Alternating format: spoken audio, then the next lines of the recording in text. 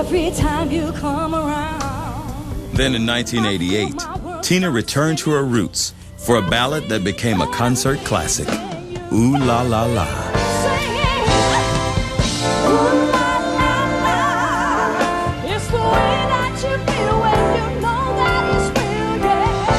The song became Teena's first #1 R&B hit and was later sampled by the Fugees. But in a new age of video-friendly pop sirens, Teena's soulful performances didn't fully cross over to white audiences. I've never heard a white person mention Teena Marie. Like, I love Teena Marie. I mean, she's totally integrated into the culture in a way that's kind of remarkable.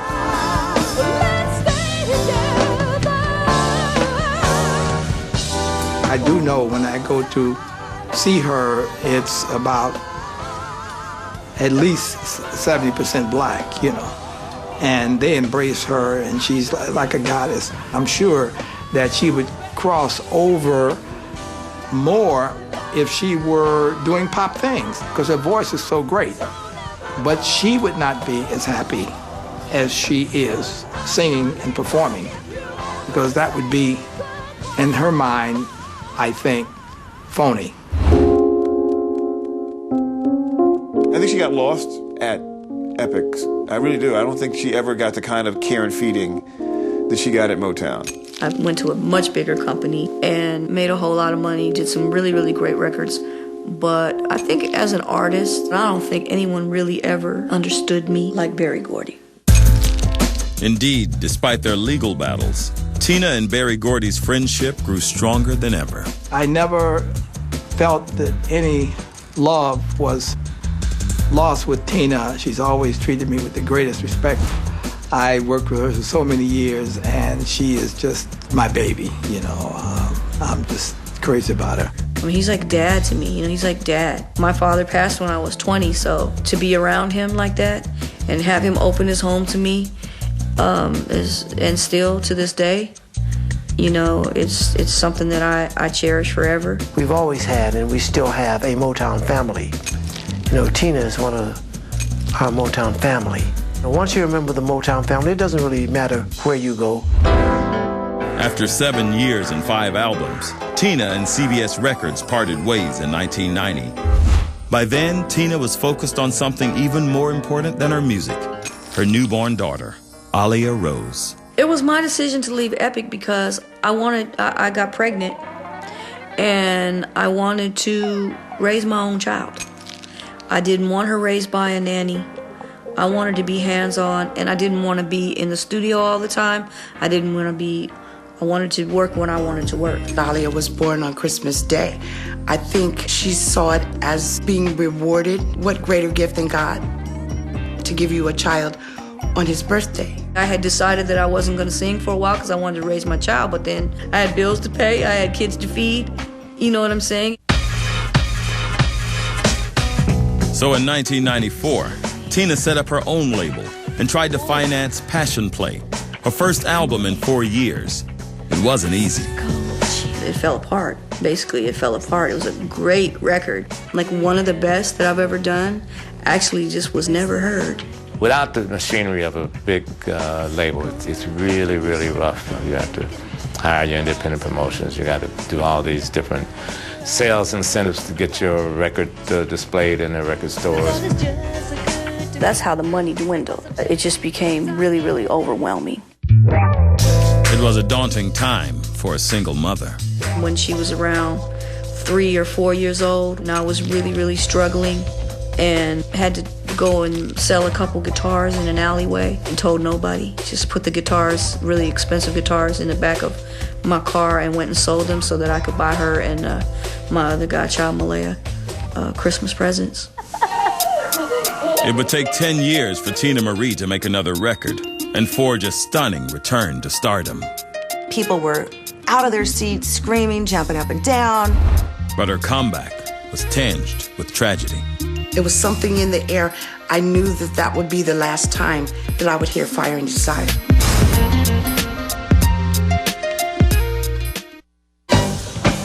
Come on, LA! Put your hands together with us! Teena Marie survived a financial meltdown in the 90s by hitting the concert circuit and delivering high-voltage performances at every venue. She's giving you everything that she has. She's dancing, she's singing, well, you know. But as Teena was fighting her way back to center stage, the life and career of her close friend Rick James had spiraled perilously out of control, fueled by long-term addictions to a variety of drugs, notably cocaine. That was a low point, watching his personality change. Seeing just what that drug does to you. Teena, at a lot of times, said, dude, you need to stop. You need to end this. When he was down and out, she didn't walk away. She wanted to do whatever she could to get him back on track. By 2004, James seemed determined to do just that. That year, he and Teena reunited for their first tour together in 22 years.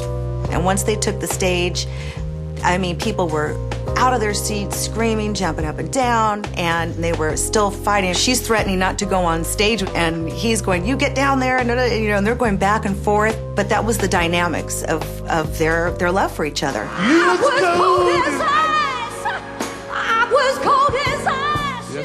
When we sang Fire and Desire at the BET Award, we were fighting that day. He was just being ridiculous, like he always was. I'm Rick James, bitch. But right after we sang the song, we were in the hallway, coming out of the elevator, and somebody walked up and looked at him and said, Rick, you looking real good these days. And he looked over at me, he said, that's because Teena keeps me together. And I started to laugh. I smiled at him, and I said, but it's a hard damn job. It was great because our last moment was really a good moment. 2 months later, on August 6, 2004, Rick James died of an apparent heart attack. He was 56 years old. He was my soulmate. He was my musical soulmate, you know, and that's very, very profound because we came here to do music. What I do have that brings me peace is that I know his legs don't hurt anymore. His hip doesn't hurt anymore. You know, I know he doesn't have to take sleeping pills anymore. You know, I know he's just free. Ironically, Teena lost her musical soulmate just as her first album in 10 years was charting higher than any record of her career. La Doña reached number 6 on the pop charts. 2 years later, she recorded Sapphire. And in 2009, she released her 13th solo album, Congo Square. I tried to touch on things that I knew would really touch people in their hearts and make kind of a gumbo like I've always done. The album's mix of guest artists included MC Lyte, George Duke, and Faith Evans. Going in the studio with Teena was a little intimidating. I mean, she's Teena Marie. I've never been in her zone. I collaborate with people all the time, but she wrote the song, and then she sang it so well on the demo, I ended up making her do half the stuff she wanted me to do. I'm going home today. Teena sang duets on Congo Square and Sapphire with another special guest, her daughter, Alia. I love singing with my mom. Everything about it, it's what I was born to do. My mom is my everything. She's my world. The thing that I'm most proud of is my child. That I was able to do these things that I did, but I was able to still be a good mother. And that's what I'm proud of the most. I'm proud of my child. For 3 decades, Teena Marie has built a bond with her fans based on an unwavering commitment to her music. Up close and personal, one show at a time. She puts her whole body, soul, and everything else she can find in the room into whatever song she's singing. And that's what's great about her and makes her so different than anybody else. There's a thing that I consider in show business that I call it, and she's got it. She's still relevant after 30 years because she's just good, you know? She's just good. And she's sincere about what she does, and she loves her fans, and they love her. I'm most proud of the fact that I still am here 30 years later, and that I'm still able to go out and perform. And that I got to sing what I wanted to sing, and that people loved it. You know, how can you ask for anything more than that? Get behind the groove.